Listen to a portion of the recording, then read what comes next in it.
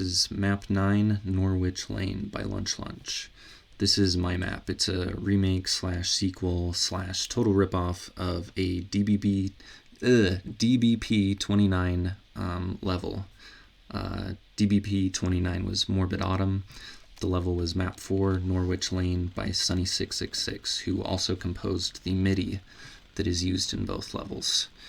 I didn't ask permission to do any of this. I just went ahead and did it to pay homage. I thought it'd be kind of interesting, though, to just show you guys a quick peek of that level to show the inspiration for this one. We're not going to play through it. I just want to take a really quick look at it to point out some things that you'll see parallels to in my level. Obviously, where I'm giving commentary on my own map, this is going to be a little masturbatory. I apologize. But bear with me. I think maybe some mappers might find it insightful or something.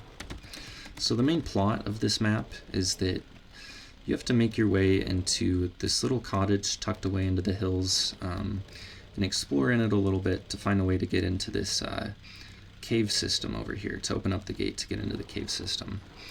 And then you explore the cave system for a while, and then finally you're able to make the trek over to that manor that's been looming in the distance and just looking so cool back there. But then there's like so many tiny details I stole, like little cobblestone steps, this well, the cobblestone wall and the gate. There are these stacked piles of corpses. Stole this effect. Just little things like buildings in the background that exist solely for aesthetic purposes. These little like stone staircases. This whole section where there's islands rising up out of the moat, and you've got to come all the way back here and then find a secret. Over here, there is a zombie that pops out of the grave, and I'm sure that's been done a million times before in Doom history. But it happens here too. The burning barrels, he likes to stick them in the ground so that you just see the flames, and he uses them as a cool effect everywhere. I thought that was great, and so I try to use it all the time as well. There's this mad scientist cottage that I literally just copied and pasted into my own map. I had to retexture it, and I had to make do without some of the great Morbid Autumn decorations, but I think it ended up looking okay. If you id clip, or if you've spent as much time with this in the editor as I have, you'll see there's a little tomato man back here. But yeah, that's it. That's just a quick little look at the map that inspired my own. So it starts out with a chainsaw and a skeleton facing away to show you that it's pretty easy to chainsaw those guys if you want to save some ammo.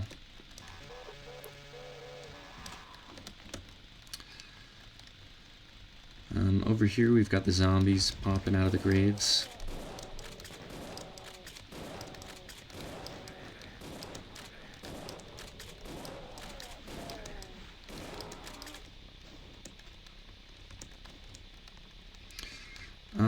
In so many places, I took things that stood out to me from the original, and I tried to make them more grand or even more a part of the level. So like, for example, this well, I turn it into like an actual set piece. You come in here to lower the armor, and a cacodemon rises up out of the well to attack you.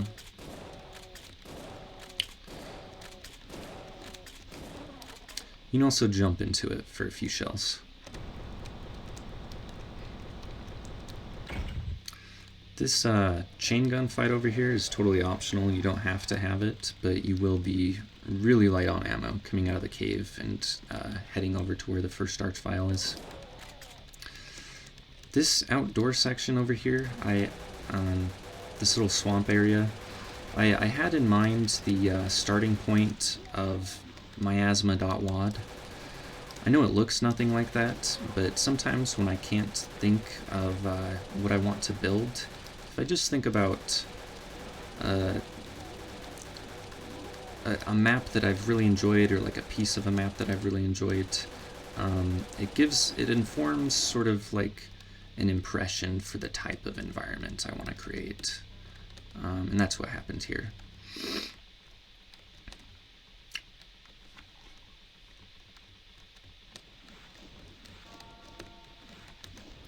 I don't really let myself get my own secrets, just so I can make sure that the map is balanced. I don't even let myself pick up like all the items, like these shotgun shells I won't pick up because I figure a lot of people will miss them. Things like that to try and make sure the map is balanced for as many different variables as possible.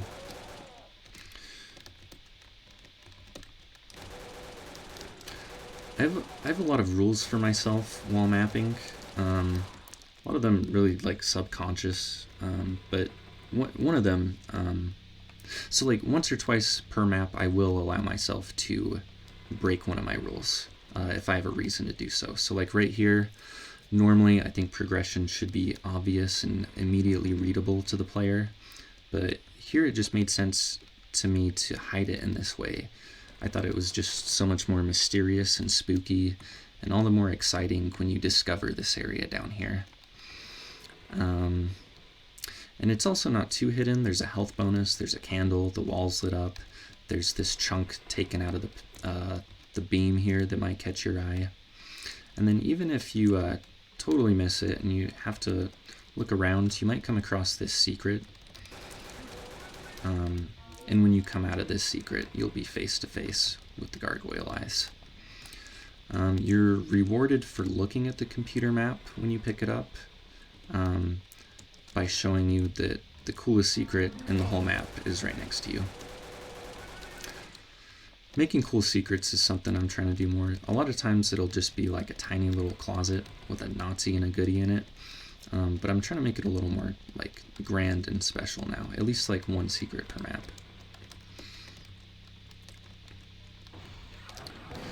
Originally, I had envisioned this cave section as going on for a lot longer, like how the original Norwich Lanes cave went on for a while.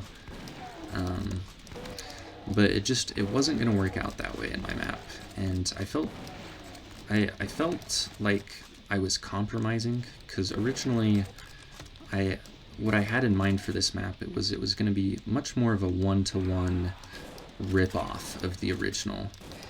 And then, believe it or not, I was actually disappointed when I accidentally made something a little more original. I know that sounds ridiculous, but that's kind of the case. I thought these imps were hard to spot, so I put some evil eyes next to them, thinking that would draw the player's eye, but I don't think it's made much of a difference.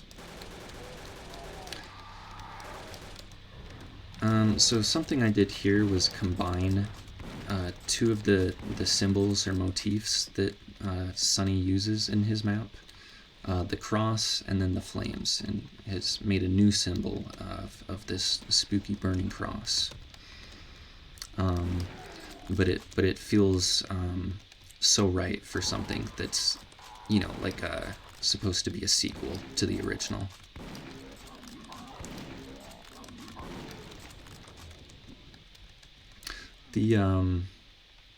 The sky illusion is held together with Scotch tape. So like if you come over here, this isn't that bad, but above the jack-o'-lantern, you can see the sky cut off the mountain or the hill over there. But there were so many places I had to be so careful. Like right here,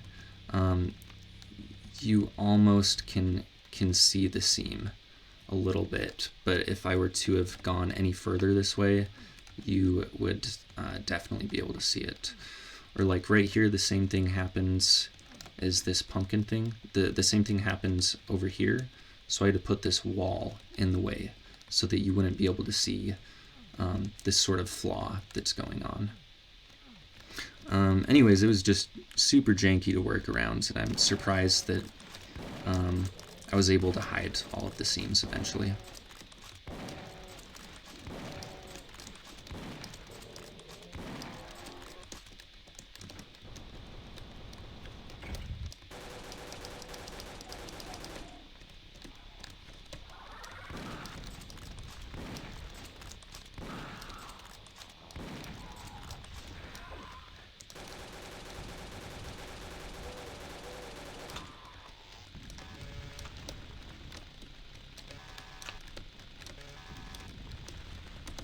enough of that. Trying to chainsaw an arch file. So I noticed that even I was running past without pressing the switch. So that's why these Hellknights pop up right here, is to force you to remember, like, oh yeah, the rocket launcher.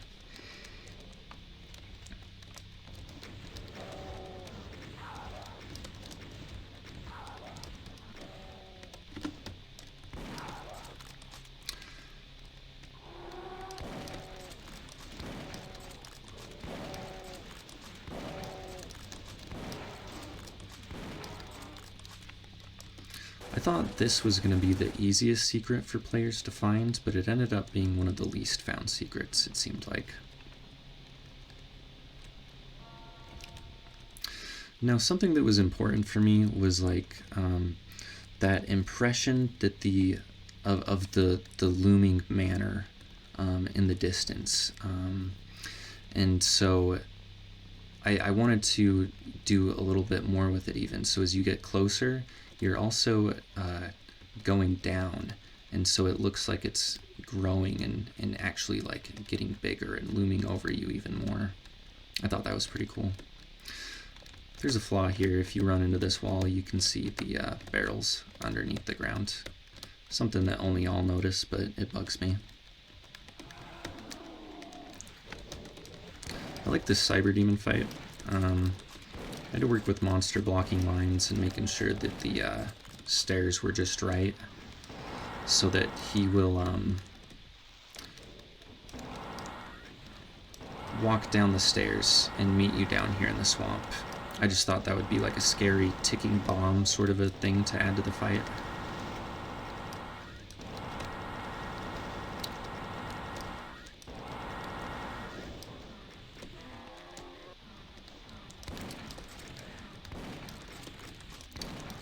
And yet this time he's not really behaving.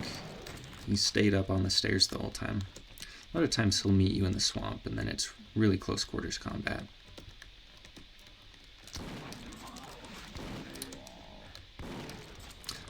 That Mancubus isn't supposed to be awake yet. I must have accidentally triggered him when I was fucking around with the id clip.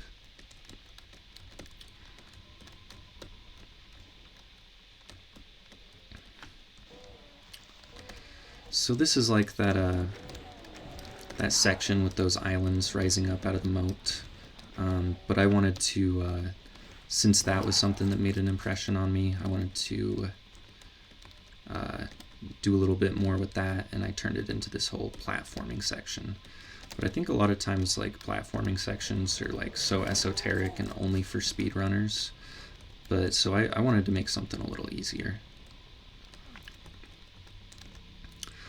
This is the cottage that I just copied and pasted. It even has the same exact fight.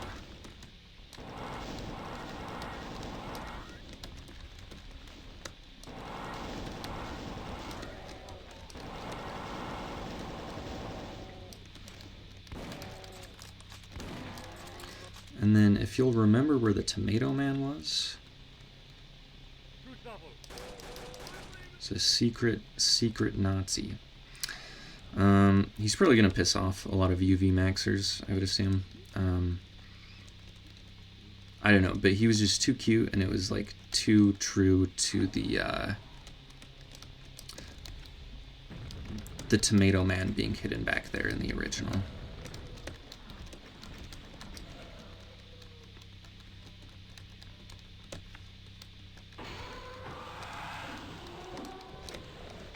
I didn't love that I locked you into the castle for the rest of your time here, but I couldn't really think of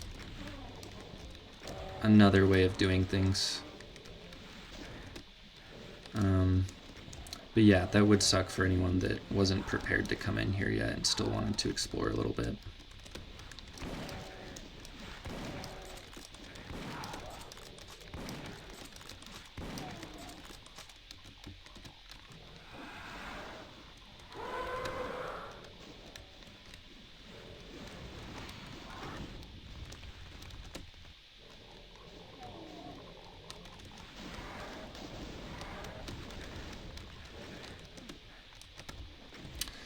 So right here I'm just like trying to replicate the experience of like maybe a player that let the arch file out without knowing it was there and then taken his app.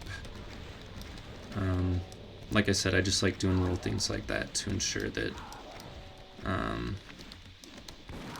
most variables still end up with the fight feeling fair.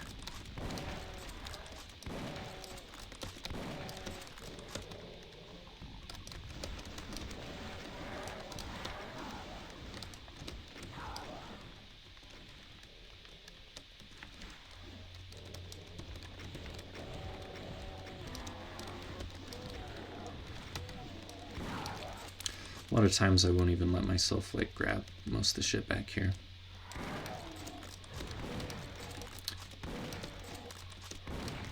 Just in case a player were to miss that. Not every player is going to grab them.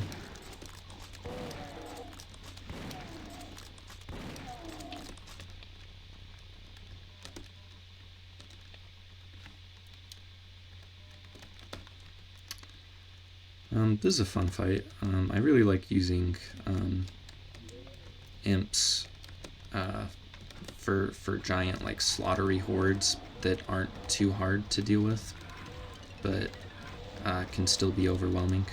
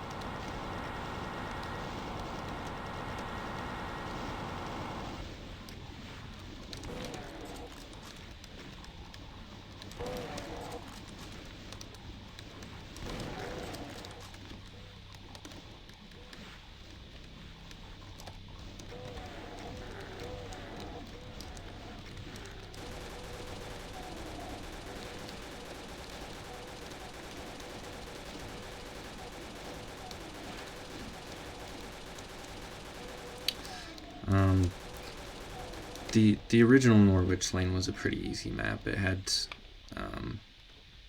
nothing even remotely resembling slaughter.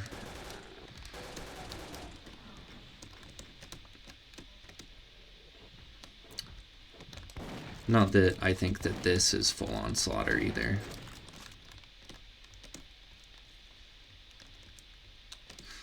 Since those last couple of areas we've opened up have immediately greeted us with monsters right in our faces, I thought it was important for the pacing that this room just sort of open up quietly.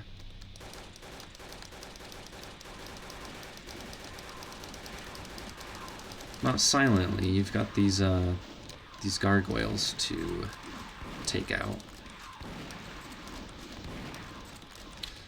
But it's sort of like the calm before the storm of the final fight.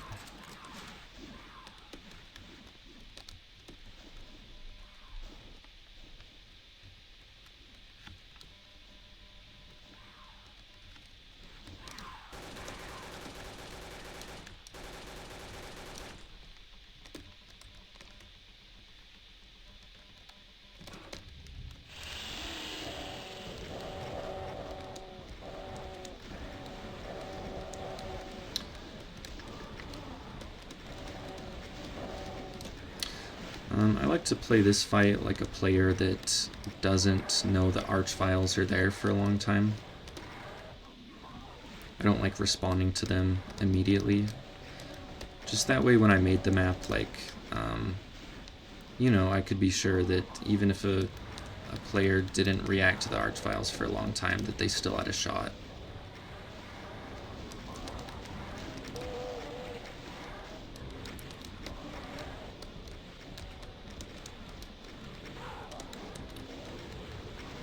Okay, now that they've made it out here, I'm gonna play like I just noticed them.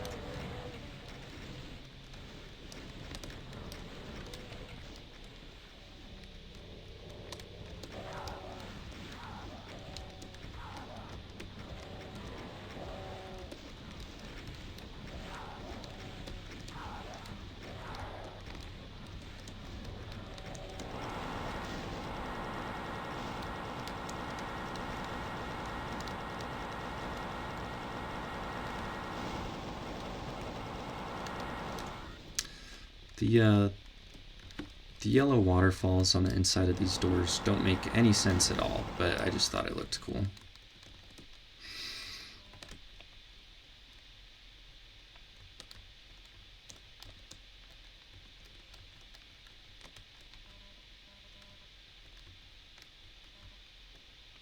I don't really know why I'm grabbing any of this. I don't need it. Yeah, that's 100% of the secrets and 100% of the kills. That is Norwich Lane.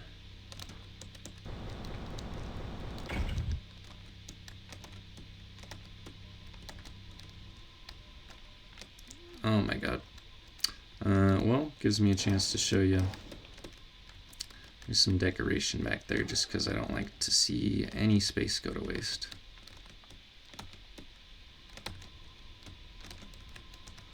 I like never fall off of here, I promise.